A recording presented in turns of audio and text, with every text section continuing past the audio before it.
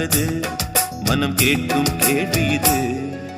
நிலவே நிலவே சரிகம் கதை நீ பாடு, என் கனவை திருடி பல்லவி வரியாய் போடு. நிலவே நிலவே சரிகம் கதை நீ பாடு, என் கனவை திருடி பல்லவி வரியாய் போடு. உன்னை ஒவ்வொரு இரவிலும் தேடுகிறேன், நீ தேகின்ற நாளில் வாடுகிறேன்.